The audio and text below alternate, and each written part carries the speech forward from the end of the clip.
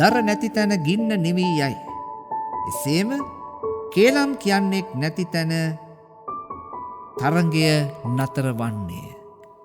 මෙහෙම කියන්නේ ශුද්ධ බයිබලයේ හිතෝපදේශයේ 26 වෙනි පරිච්ඡේදයේ 20 වෙනි පදය.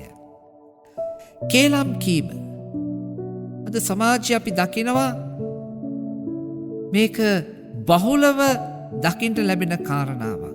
කේලම් කියනවා, කොටවනවා, ප්‍රශ්න ඇති කරනවා. ඔබ දන්නවාද ප්‍රේමවන්තයනි, මේ කේලම් කීම කියන්නේ තාමත්ම භයානක ආයුධයක් බව.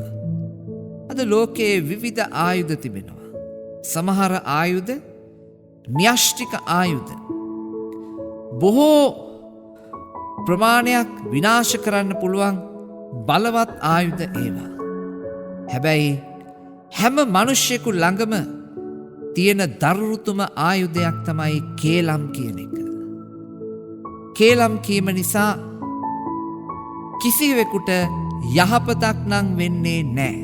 ඒ වෙනුවට සිද්ධ වෙන්නේ කොතනක හෝ කලකොහොලාලයක් ඇතිවීම, අමනාපකම් ඇතිවීම, සිත්බිඳීම, එවගේම තිබුණු යහපත් සම්බන්ධතාවයන් නැති වෙලා යන එක.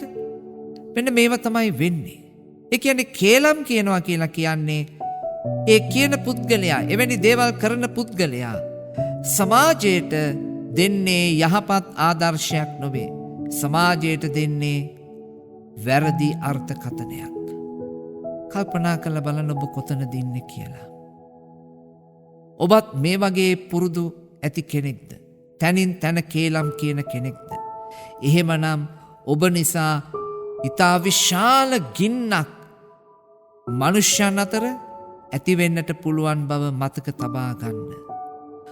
ඔබ මේ කරන දේට දෙවියන් වහන්සේ කිසිසේත්ම ප්‍රසන්න වන්නේ නැහැ. ඒ නිසා ඔබ එවැනි පුරුද්දක් ඇති කෙනෙක් නම් වහාම ඒ පුරුද්ද අතහැරලා ඔබ වගකීම් සහිත පුද්ගලයෙක් ලෙස කටයුතු කරන්න. එවිට සමාජය ඔබට ප්‍රශංසා කරනු ඇත. ඔබට දේව පිහිටයි.